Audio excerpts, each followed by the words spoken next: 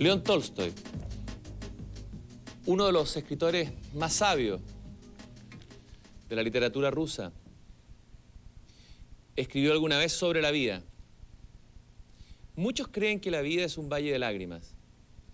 Esta idea es tan falsa como la que sostiene la gran mayoría, impulsada por la juventud y la salud y la riqueza. Creer que la vida es solo un lugar de diversión. Para hablar de la vida, para hablar de la alegría, para hablar del sentido de la vida y del sufrimiento humano también, estamos con, ¿cómo llamarlo? Un revolucionario, un nuevo revolucionario. Ya no es el arquetipo del revolucionario que tomó las armas o que estuvo en las calles armando barricadas para cambiar el mundo. Es alguien que a través del humor, a través del juego y del amor ha hecho una vida muy consecuente. Está conmigo Patch Adams, a quien le doy la bienvenida aquí a Chile y a la belleza de pensar.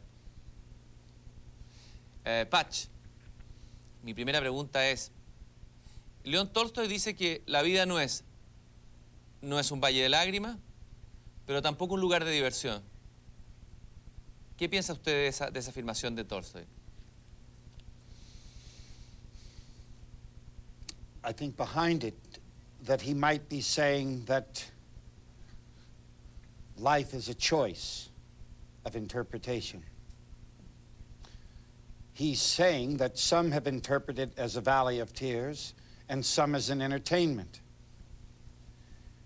I think he proceeded to show where his choices were. For the peasant, for life as a celebration of thought and a celebration of action. Usted ha sido conocido por una película, pero ahora llega el momento de sacar la cara de Robin Williams y que aparezca Patch Adams de verdad. ¿Cuál es la diferencia o las diferencias entre Patch Adams de verdad y el Patch Adams interpretado en la película hecha por Hollywood? Well, Robin is short.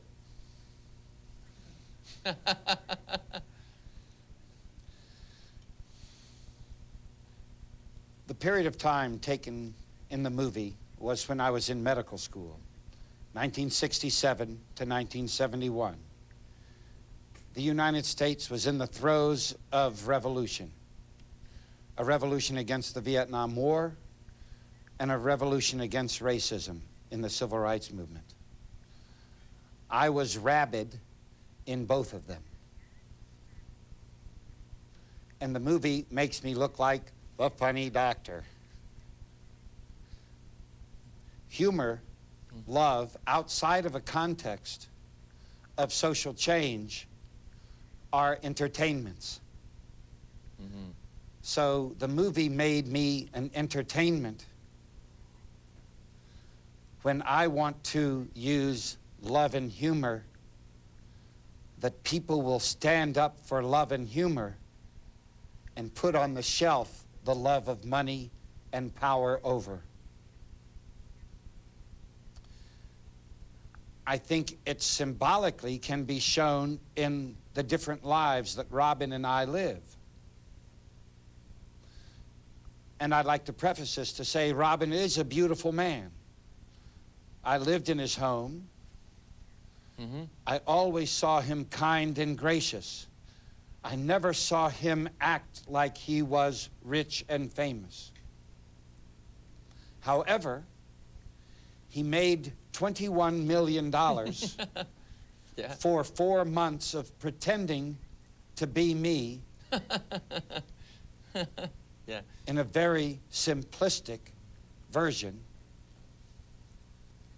and did not give $10 to my free hospital. Patch Adams, the person,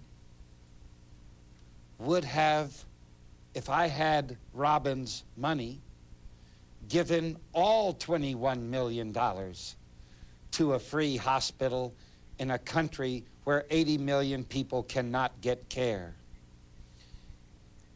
Quisiera que me contara, para mucha gente que no conoce la historia, ¿cuál fue esa utopía, ese sueño de ese hospital que usted inventó? Well, it's wonderful to be on a show that says thinking is beautiful, because I come from a country that isn't sure what the word thinking means.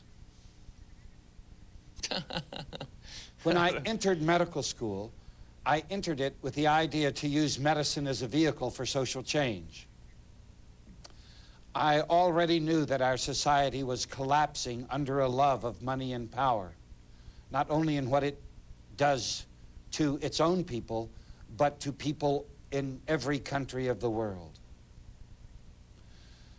So my idea, because I was a good student, I knew I would have a lot of free time.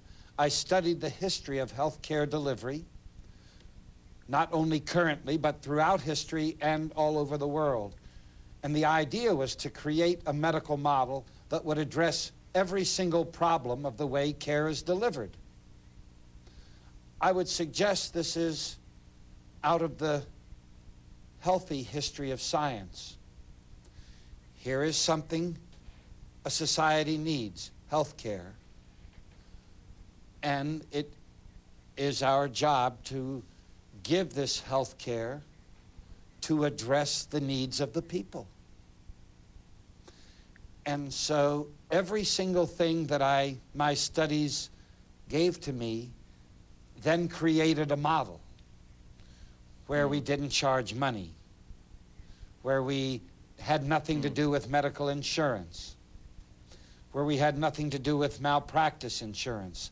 These are heretical ideas for the United States, where we were the only hospital to mix all of the healing arts, where initial interviews with patients, instead of being very quick, completely meaningless explorations of this patient, we made 3 to 4 hour initial interviews to deal with the issue of burnout and to make the context of medicine fun. We made the first silly hospital in history. And most important for the patient, we realized in doing these long interviews what people from Tolstoy's time to the present have been writing about all over the world, and that is our adult humanity is most unhealthy by their giving up a love of life, a vitality, and a sense of privilege and gratitude for being alive, whatever their social position. So I found rich patient and poor patient, educated and uneducated patient, that whatever their X-ray or their laboratory showed, I saw 95% of our adult population having no idea what the love of life is about. So what did it matter if I cut out a tumor or corrected a blood pressure if their life still sucked? I thought I did nothing. 10 more years of a miserable life, am I to be applauded or cursed? And so from our very beginning, we wanted to mix medicine with real life by making our hospital a communal hospital. In a way, their disease was a trick to get them in a setting that we call a hospital that is in truth a university for human culture. So we mixed medicine with performing arts and crafts, agriculture, nature, education, recreation, social service.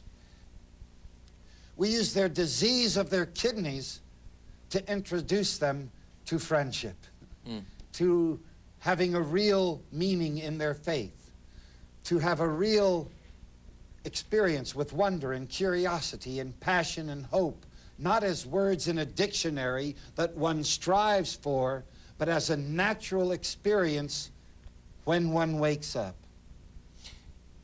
¿Cuándo cree usted que perdimos? El ser humano perdió y nuestra civilización perdió el camino. Cuando traicionamos el amor.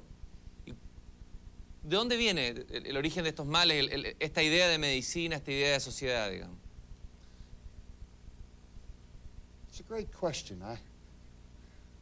And it's a question that whoever cares for humanity, and I'd like to declare at the front that my revolution is a revolution of care, clearly. Mm-hmm. One of the first things I started to study in my youth was primates. Mm. There are 5 great apes, and only one of them lives alone.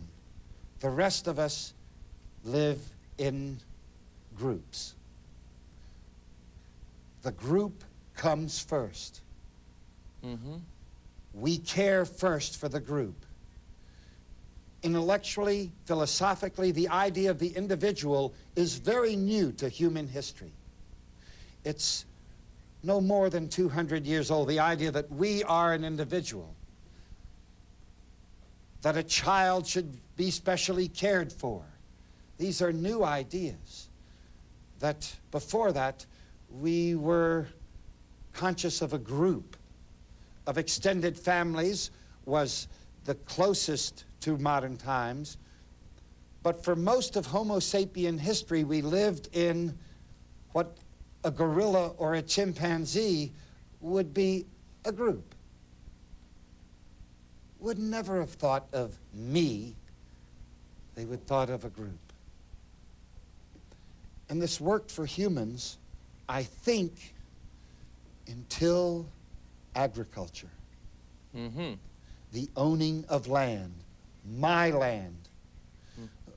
When the Native American people had Europeans come and say, we own land in Europe, the Indians said, how can you own land? God owns the land. It was inconceivable to the Native American, this idea of ownership of land, my land. And so arrogant, because the land is in charge of the land. Its drought or rain or what happens to the land is millions of years old. Not my land. And so I think the ownership of land led to this idea of arrogance over our environment.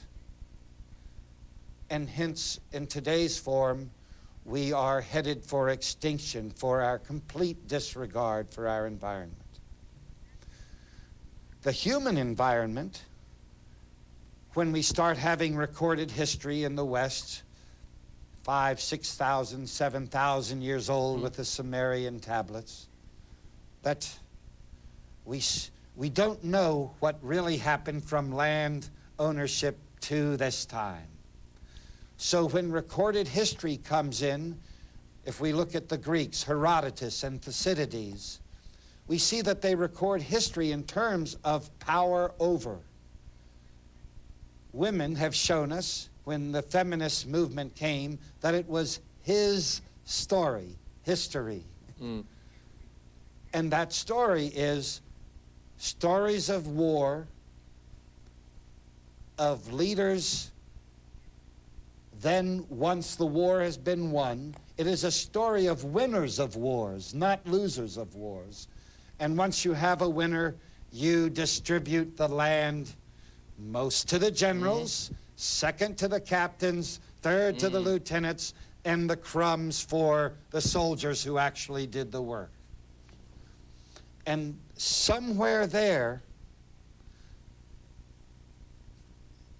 power over became the value system. And that makes sense if we look back at primates. In the gorilla or the chimpanzee, this idea of the silverback and the hierarchy of power. A wonderful Dutch primatologist, Frans de Waals, has written 6 great books on the chimpanzee. One, Chimpanzee Politics. The most interesting one is peacemaking among primates, and saying, yes, chimpanzees fight in a hierarchy, but they always make up within a half an hour. As men lean towards the sword of power. And so we have machismo Machismo, sí. being the torch of power, and tenderness being the torch of love. And in power, you must only think of me in order to kill, because you cannot be thinking of us and kill us. So it made sense to follow power by saying me, because the mother says you.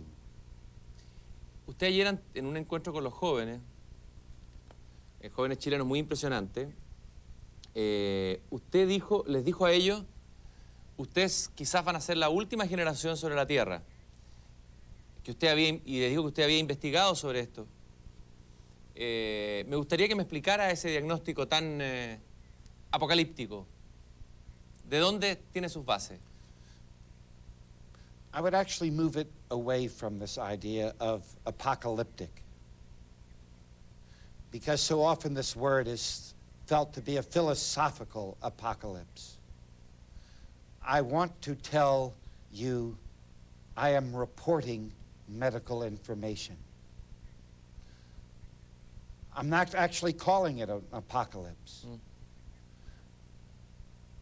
To give the metaphor in medicine, in the 40s and 50s, doctors found out if you have a strep throat and don't take penicillin, you can get rheumatic heart disease.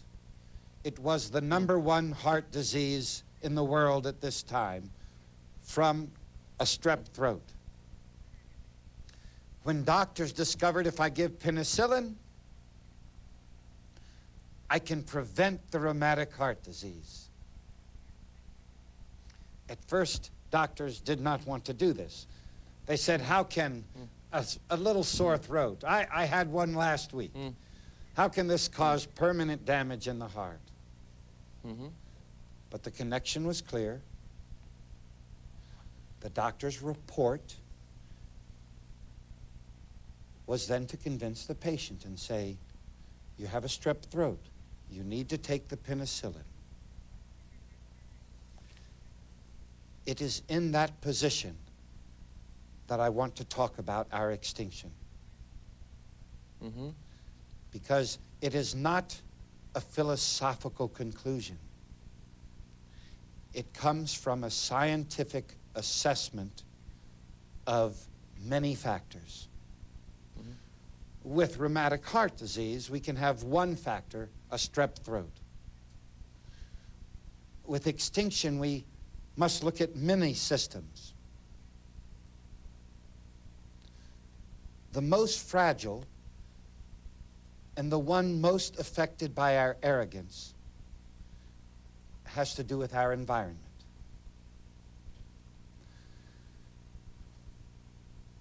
There is a huge body of literature that talks about global warming, completely ignored by our president. Because all of the problems causing the extinction are caused by the love of money and power, and always choosing the ignorance of money and power over the intelligence of scientific and social truths. One book I've read recently is a 600-page book on the organochlorine industry. This is the largest chemical industry. To show how important this industry doesn't want you to know anything about it, they spend $130 million a year to keep you interested in Cindy Crawford and Brad Pitt and Pele or Michael Jordan. Because if you found out about that industry, let's hear facts that are available for all of us. 40 billion kilos of organochlorines are put in our environment every year. It means more than 11,000 chemicals. They have only tested 300 or 400 of these chemicals. Every one has been found toxic to human beings that they have tested. And they didn't test all 11,000. And that's just our environmental systems, isn't it? Let's go to our social systems, because I want to answer your question, because there isn't a second question than addressing our extinction. Let's take our social system. Last night at the university, I read one of your famous doctors, Enrique Accorsi, a list of things I asked him. I said, Enrico, tell me about the state of the health of the Chilean people. He would know. He would not want to exaggerate. He is a caring physician. We became friends on my last visit. He took me to Neruda because of our mutual love. On this list, may I get some of these ideas? Pero claro, of course. Here is his list to show you I am not making it up in Spanish.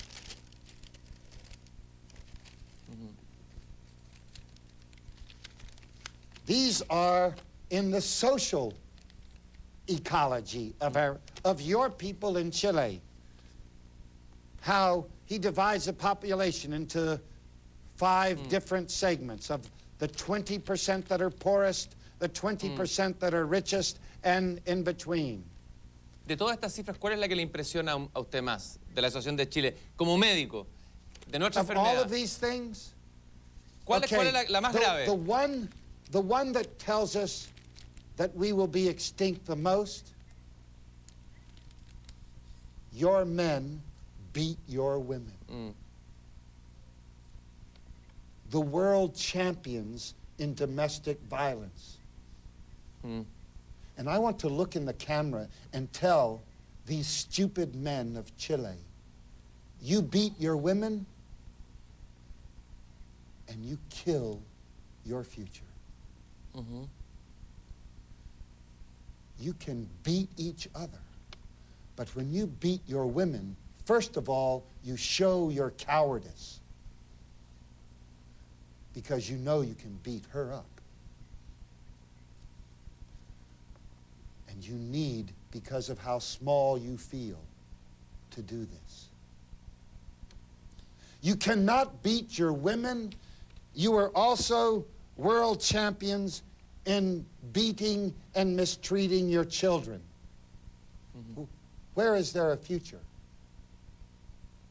But let me tell you, in my condemnation of your beating your women, there is something greater beating you. Because you would not beat your women if you could end the difference between your rich and poor. If you could take care of your elderly and not give them wages that they cannot survive on. If you who had money saw it not as a way to have fancy vacations and BMWs, but to care for your poor, your women, and your children. If care were the revolution, then you would not have to feel so small and so damaged and so humiliated by your unemployment and how unvalued you as a man are by your political and economic systems, you would not beat your women. Ahora, Patch, one question, una pregunta sobre esto. Claramente el diagnóstico de la situación del mundo y dentro la nuestra, Chile como país, es negativa. Ahora, hay que cambiar, hay que cambiar. Durante este siglo se ha tratado de hacer muchos cambios y muchas revoluciones. Hasta la palabra revolución ha ido perdiendo fuerza por las sucesivas decepciones, porque todas han fracasado en el intento de cambiar el sistema. ¿Cuál es la diferencia entre esta propuesta revolucionaria suya con la cantidad de propuestas revolucionarias que han habido en la historia humana? Well, let me challenge you. In the macho, revolutions, they have been revolutions around money and power. The communist revolution wasn't a communist revolution. It was money and power, meaning men, once again, and this has been true of these revolutions. They have been men revolutions. And the problem with men revolutions is that they like money and power. All right, let me tell you of some other revolutions that have happened that you did not include in your revolutions that are doing very well. Walt Whitman was a revolution in poetry. David Thoreau también, Thoreau. Yes. But let's talk about Walt Whitman because we can relate it to a great Chilean poet, Neruda. Walt Whitman's poetry, not only in its form, but its content, was a poetry of revolution, influencing poetry all over the world and influencing people like me who believed, as Walt Whitman and Neruda both did, that the people are beautiful, that life is beautiful. Rich, poor, it's all beautiful. You can love all people. Walt Whitman has poems. I love the farmer. I love the mechanic. I love the carpenter. I love the priest. I love the beggar. I love the drunk. He has poems that say those words. And that revolution has been carried to the present. You're carrying it on your table here with a book of Neruda's poetry. So that revolution in poetry, all right? There have been revolutions in music. You know, Beethoven was a revolution in music as a romantic and gave possibility in music that will live as long as humans live. And that revolution is touching people today. Last night, we heard a man say, "What makes you alive?" And he said, Bach. Bach was a happy man, happy family man. And his revolution is making me powerful for the revolution of care. If we had love, if we had a revolution of care, it wouldn't matter whether you were a democracy, a socialist, or a communist, because in care, all are cared for. They're all cared for, whether it's the people in democracy or people in socialism. The problem is, simplistically stated, men have always done the money and power, and the women have always done the work of love, with a few men being inspired by the revolutions of care, Christ and Buddha, and Walt Whitman and Neruda. But the real carrier of love and humanity throughout history has been our mothers. It was for me and for all people that the real revolution in love have been mothers, but as we see in Chile, men beat their women. Hermann Hesse hablaba de la madre universal. Yes. Patch, usted lo que me gusta de lo que usted plantea, que no es una teoría que salió en un escritorio, Porque hay mucha gente que ha inventado teorías y revoluciones en su escritorio. Usted ha hecho una revolución. Por eso que sus palabras tienen autoridad. ¿Ah? Me gustaría que me contara cómo usted de alguna manera ha revolucionado la medicina. Usted hizo ahí una revolución, una pequeña gran revolución.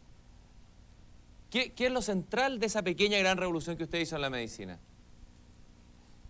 Y que nos puede servir como modelo para otras revoluciones que se pueden hacer en otros ámbitos. The revolution I have wanted in medicine is still in its infancy. Mm-hmm. But where a nonviolent, think mother, think love, compassion, and generosity, if we refuse to accept the sword of money and power and men who beat women, Mm-hmm. what are our tools for our revolution? Ideas and actions. Sometimes you have to take a very simple or superficial step to try to make the big revolution Mm-hmm. happen. Like a wedge. To split a big log Mm-hmm. will happen from the fat part of the wedge. But the fat part of the wedge could never do it unless the tiny, tiny, tiny, very sharp part of the wedge makes the first cut and makes the way for what will really crack this great piece of wood. The crack never breaks the wood. It is there to introduce the possibility of the fat part that will. So let's take the movie. If you see the movie and don't know Patch Adams, you think Patch Adams is the doctor of laughter. Mm-hmm. Yes. All right. That is the sharp part of my wedge. Right? And it was also all of my life the sharp part of the wedge. All over the world, everyone will shout, laughter is the best medicine. Mm-hmm. I actually think friendship is the best medicine, but we'll say laughter is the best medicine. So, a good revolutionary of love and compassion and generosity would say, oh, that's my sword. That's my sharp point. If I have a reputation of fun and funny and laughter, even the greediest, most violent person likes funny. They're never going to listen to my fat part. And so the reason we had a kind of magic last night at the university that even overwhelmed me. I think it is on film. People should see it. It was love stood up. It was the fat part. The fattest part of the wedge is, of course, love. Bueno, Cristo ya lo dijo, ¿no? Que lo esencial es el amor. Ese es el corazón de su revolución. En términos concretos, en relación a la medicina, ¿cómo me gustaría contar a lo mejor un caso concreto, o uno o dos casos, donde se muestra que esta nueva manera de hacer medicina a través de la risa y del amor produce cambios más importantes o tan importantes como como los que producen los remedios o las operaciones. ¿Cómo llegó usted a esa conclusión y cómo vio eso empíricamente? Well, first, again, I must correct the language we are using. It's not new. It is only this dominant culture loving money and power who's completely ignorant of love and humor and compassion that thinks it is new.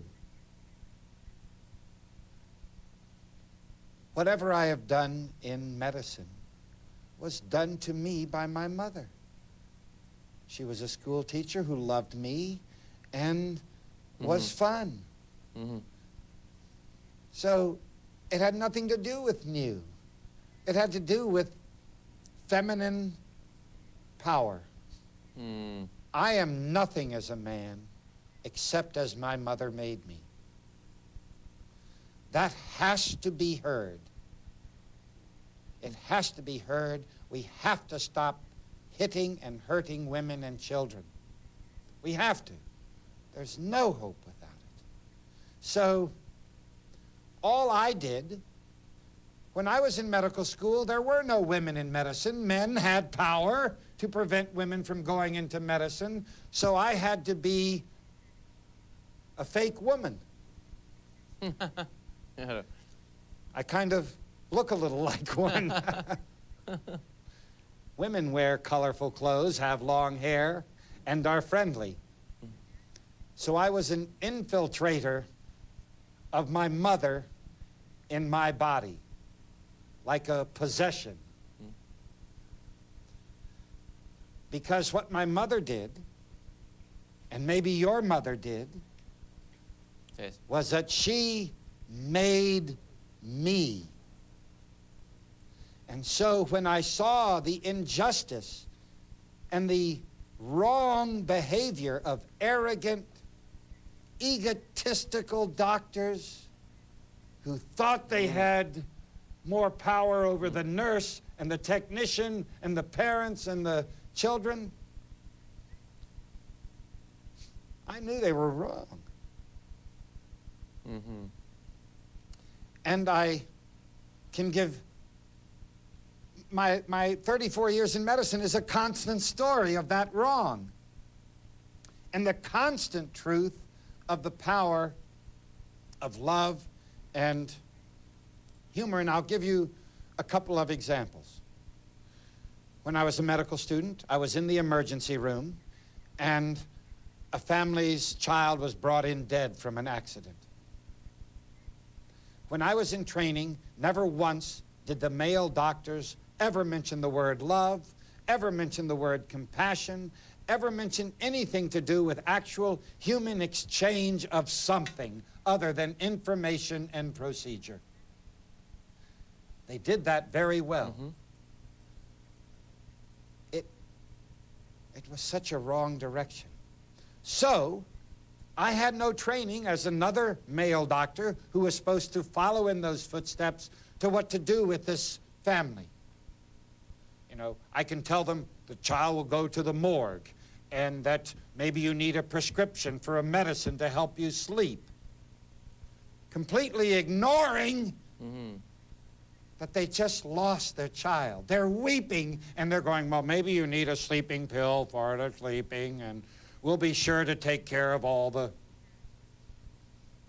So what did they teach me? Call the nurse, which means call the woman. They know how to deal with humanity. But I said, no, I'm not going to call a woman, a nurse. I'm going to be that. What do I have? One, I can have kind eyes. I can have a face that tells them something. Like my mother's face told me something. I have my hands to reach out and touch them. Then what do I have? What are the words to say? No education. The doctors didn't know the words. So I went to where it was easiest. I saw the family were Baptists, Christians. I'm not a Christian. But I know Christ. And I said, do you mind if we pray? They were shocked. The doctor said we would pray.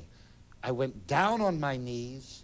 I held my hands together and took all of my mother's love and what that meant, and it came out the metaphor of Christ's love with all the sincerity. For over 10 years, this family wrote me how that moment changed how they felt about their child's death in the power of love, in the form of the power of faith. From then on, when I was with a Buddhist patient, I was a sincere Buddhist. When I was with a Christian, a Christian. When I was with an atheist. I only needed to know... Como Walt Whitman. Como Walt. Yeah, whatever. And so I started, much like a doctor collects a kind of pharmacy or a kind of treatment, I collected ideas and things that helped address suffering. I already knew humor and love were the big ones. Wonder, curiosity, poetry, music, they were helpers of love and humor. Love and humor were the great masters. And so I started adding that more and more. I started carrying toys in the pockets of my doctor's gown, and let's go many years later, when I started to take clowns to very poor countries that had no pain medicine. I remember a time, this was holy like last night, only it was all in one instead of a room of 1,300 people. We were right after Estonia got its freedom from the Soviet Union.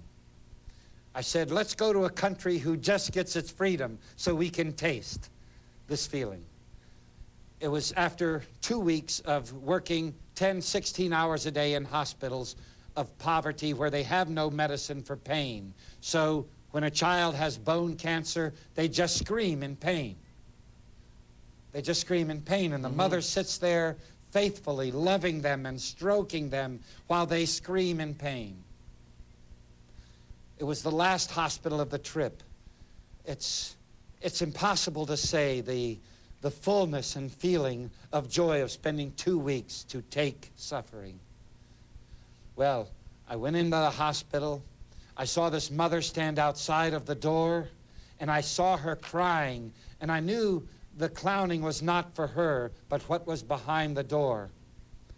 I walked through that door, and this was 7, 8 years ago, and I remember exactly like it was a movie you're showing me.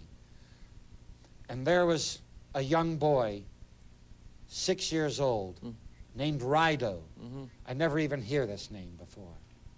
And 3 women around, because most doctors in those countries, poor countries, a lot of them are women because men want to make more money, which is why they go into medicine in America, because they make more money. Claro. So 3 women were around his table. This was a burn hospital. He had 80% of his body burned. The tiny little face had no burns, and everything down to his knees was 3rd-degree burns. If you haven't seen what that looks like, you cannot look at it. Your eyes are not prepared. I'm a doctor. I could see that he was covered everywhere, ears burnt off, horror, except for this beautiful, unburned little part of his face. He was screaming blood-curdling screams, which is why his mother outside the door wept like Mary wept. It's so hard for a parent to see a child weep so. And they were getting ready to change the bandages, and if you're to live through this kind of burn, you must change the bandages, frequently clean it, because infection will kill you, because your skin is your protection. An hour and a half it would take, and we just went in at the beginning. So I knew that they were ready for an hour and a half of the worst possible screaming. But these women, they were focused. They were not most men, if they were in the room, would leave. They couldn't even take the screaming, much less be focused to change these bandages. And they knew they had to make pain, because when you clean a wound, you take scissors and you cut skin. You can imagine if I take your skin and cut it with no pain medicine, what that would make you do, scream. And this was Rido's every moment. And I'm standing there as a father of a child of the same age, a doctor way back in the back of a clown's costume, weeping, going, what can I do for this boy? I see that they don't even have money for gloves for sterile technique. And so I abandon my scientific training and I go up to the boys. They move away for some preparation. And so I walk over to the boy and I look down and I see his face, and it was his choice. I could have scared him, okay? But in this time with this boy, the boy looked up at me and said in Estonian, "You're beautiful." I am his. And I went around to the head of where he was being worked on. I don't know what I did for the next hour and a half. I stroke his head, and I say, "You're beautiful. You're beautiful. Oh, you're going to live. You're beautiful. You're going to live. You are beautiful." He didn't understand what I was saying. You know, I could have been, to him it sounded like, what did I care? You're beautiful. You're going to live. For the next hour and 20 minutes, he did not let out one scream. We were taken to the fat part of the wedge. Can I tell you as a scientist, as a doctor, where we went? I don't have any idea. I can't make it. Love and humor make it. Like it made last night. I didn't make last night. Love took over, as it took over in that moment. Usted fue instrumento del amor. Exactly. Are those examples enough? Bastan. Basta más que cualquier estudio científico. Hay una cosa muy interesante de su revolución, de lo que usted está planteando, de la revolución, que es que se puede hacer dentro de un ascensor. Usted habló ayer de eso. ¿Cómo se puede comenzar la revolución en un ascensor? It's one of the most top 3 questions asked in my 19 years on the road. Patch, what can I do? Often it is added, I'm just one person, I'm just a teacher, I'm just a plumber. What can I do? The most revolutionary thing I can say is what I will say. Every human being who wants a revolution of care can make the personal decision that the moment they leave their house until the moment they return, every moment in the public space, they can make the personal choice to be universally friendly and a celebrant of life. In those 2 gestures that are free, they take no intelligence, they take no personal training, they take no money. And the reason it's harder than anything else is that you must step out of me and my hard life, me and my aging, me and my cancer, me and my lost love, me and I'm too short, me and I'm not good enough on the violin, me and the coffee I spilled on the shirt, and all of that me is placed on a shelf for you. For you, the citizen. For you, the woman who was beaten last night by her husband, but you don't know because she's on the elevator. Maybe you see a black eye. For you, the businessman standing on the elevator with a briefcase who thought he had a secure job but was just told that the corporation in the United States cut his job here in Chile. For you, the poor person on the elevator who went to the social service office to say, I've got 4 children, how can you give me just $200 a month? Whatever. See, you don't know who those people are in the elevator.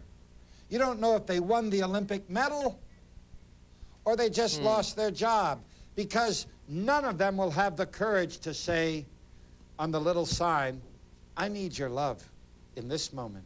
I need your humor. I need your celebration of life. They're not going to be courageous enough in a world that loves money and power to be so vulnerable. So you have to say, I'm going to take a chance. If you take a chance. If you say in every public moment, I will be universally friendly and a celebrant of life, you are Christ. Mm-hmm. You are Marx and Engels. You are more Mary. My favorite painting is by Leonardo da Vinci. It is his Madonna of the Rocks. Ah, es bello. Oh, it's beautiful. Sublime. Every time I go to London in the National Gallery, I go and sit in the National Gallery for 2 hours, I like to, and watch this look of the mother. Oh, And impresionante. Mary is not Jesus' mother. She is every mother, the universal mother. She is the simple gesture. The door opens on the elevator, and with your eyes sparkling and a smile on your face, because that's what happens. When the door opens in the elevator, that's really what happens when you open the door and leave your house. The world is the big elevator, and the person standing next to you has injury. Tiene herida, tiene herida. And you are the mother. You are the Christ, the Buddha, the Neruda, the Walt Whitman. You are the child. You know, it's so interesting. Children could walk into a room full of murderers, vicious, horrible people, and play with them all uninhibitedly in love and tenderness, because they haven't yet been introduced to the love of money and power. En el poder del dinero. Patch, estoy muy agradecido de tu presencia en Chile y aquí en la belleza de pensar. Se necesitan muchos Patch Adams a lo mejor. En las mañanas a veces, cuando uno sale en Santiago de Chile, ve a la gente muy gris, muy triste, con la cabeza agacha. Se necesitaría tener varios clones tuyos que abrieran el ascensor y transmitieran este mensaje maravilloso que tú traes como instrumento del amor. Y te quiero hacer un obsequio de un periódico que yo hago con un grupo de amigos en que tratamos de también de cambiar lo que los medios de comunicación muchas veces hacen.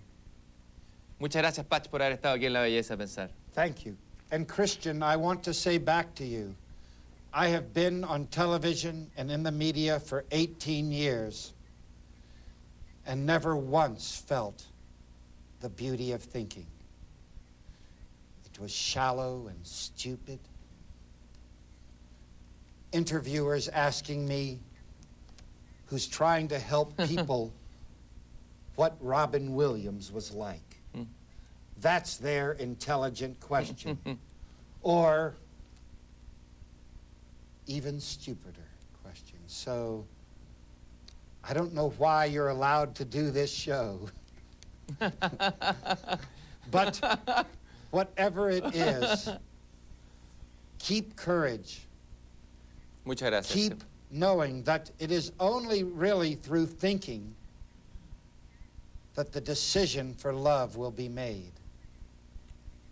Thank you very much. Huh? Gracias. Thank you. Thank you.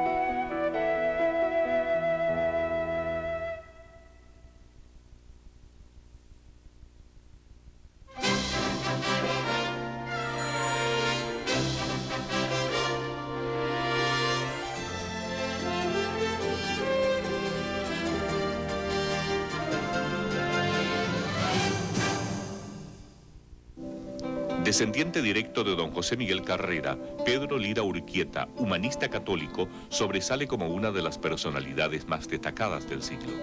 Abogado, profesor de Derecho Civil, miembro de la Real Academia Española y de las Academias Chilenas de la Lengua y de la Historia, Pedro Lira fue un profundo admirador de las virtudes que España legó a América, su lenguaje, su cultura y su fe cristiana, lo que lo lleva a escribir numerosos estudios y a crear el Instituto de Cultura Hispánica. Su apego al derecho quedó plasmado en las obras jurídicas que publicó y especialmente en su brillante labor como decano de la Facultad de Derecho de la Universidad Católica. Hombre de oración, mantuvo firme su espíritu junto a sus 3 hijas al perder a su mujer Luz Larraín Dial en 1956. Escribió: "No nos es dado evitar que la tristeza sea nuestro huésped, mas hemos de procurar que no convierta el hospedaje en morada". El testimonio de fe de este viajero incansable y admirador de la cultura europea se consideró más tarde en su nombramiento como embajador de Chile ante la Santa Sede, donde a Pedro Lira le tocó vivir el acontecimiento más importante del siglo en la historia de la Iglesia, el Concilio Vaticano II. Gabriela Mistral, admiradora de sus cualidades, dijo de él: Lira Urquieta posee, además de sus virtudes intelectuales, simplicidad, la insistencia dulce y una fe regada de buena alegría. Pedro Lira murió el 27 de noviembre de 1981.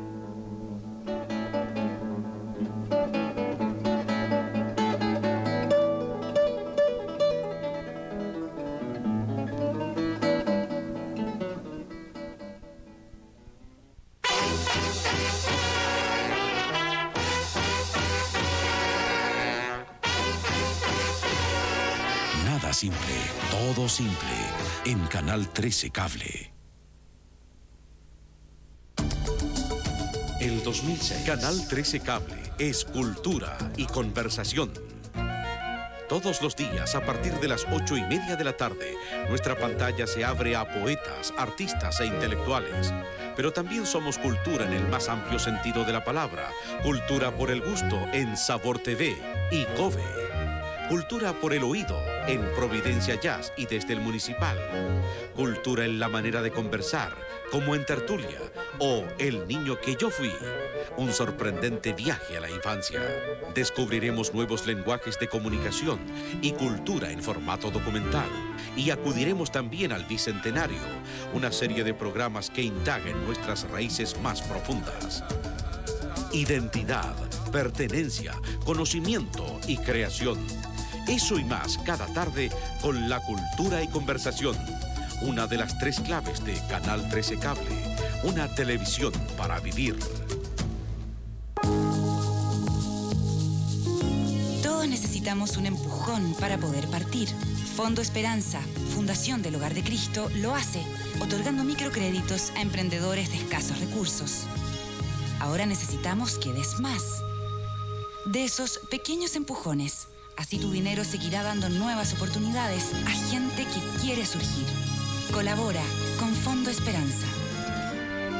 Canal 13, más espacio para la solidaridad.